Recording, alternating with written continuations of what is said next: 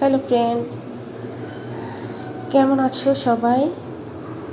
আমরা ভালো আছি আল্লাহ রহমতে। তোমরা কে কোথা থেকে বলছো, কেমন আছো?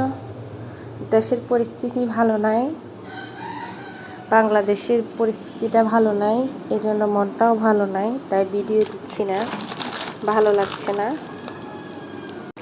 দেশে যোগাযোগ করতে পারছি না সবার সাথে। দেশে যোগাযোগ, ফোন বন্ধ, ফোনে চার্জ নাই, ফোনে নেটওয়ার্ক নাই, সব মিলিয়ে একদম অবস্থা খারাপ। এখন রান্না করছি হচ্ছে মুরগির মাংস, দেশি মুরগির মাংস, আমার পালা মুরগ। আমি মুরগির মাংস কেটে কুটে ধুয়ে একদম পরিষ্কার করে নিয়েছি, এই জন্য রেডি করছি, রান্না করব। মুরগিটার মধ্যে ডিম ছিল, ডিমগুলা দিব না, রান্না করব না। ডিমগুলা মারা বলেন, মায়েরা খায়, বড়রা খায়, বুড়োরা খায়। ডিমগুলা কেন বলে এটা আমি জানি না।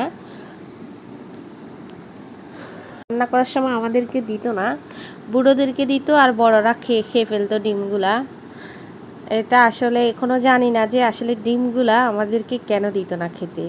যে মুরগির পেটের মধ্যে যে ডিমগুলা থাকতো এগুলা খেতে দিত না আমাদেরকে। এখন এই জন্য আমিও এগুলা রান্না করব না। আমি মুরগির মাংস রান্না করে ফেলতেছি। কিভাবে রান্না করতেছি তো বলার দরকার নেই, কারণ প্রতিদিনই আপনারা রান্না করেন। আমি শুধু শেয়ার করতেছি কিভাবে রান্না করছি।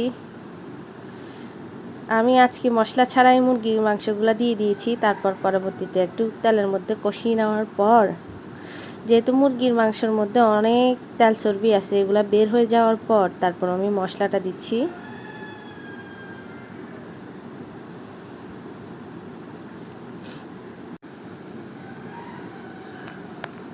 এবার মুরগির মাংসের কালারটা আস্তে আস্তে বের হয়ে যাবে। এভাবে যদি মুরগির মাংস রান্না করি আসলে খুব সুস্বাদু হয়। অনেকে এভাবে রান্না করেন, কেউ হাতে মেখে রান্না করেন। মাঝে মধ্যে মায়েদের মতো আমিও রান্না করি, হাতে মেখে রান্না করি।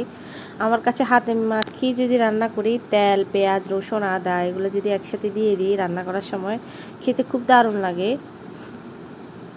আমি মুরগির মাংসের সাথে কয়েকটা ডাঁটা দিব। ডাঁটাগুলো একদম আখের মতো একদম মোটা মোটা আর বড় বড় ছিল।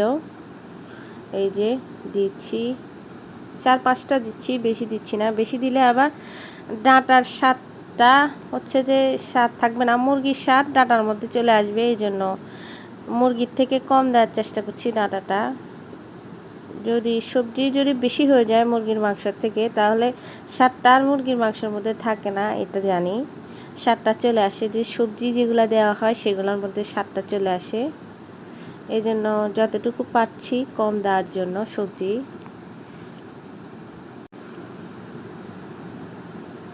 তারপর পরিমাণ মতো আমি গরম ঝোল দিয়ে দিয়েছি একটু।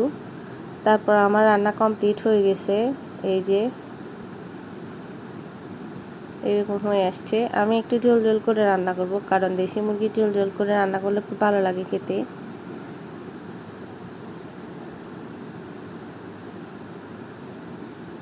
আমার রান্না হয়ে গেছে।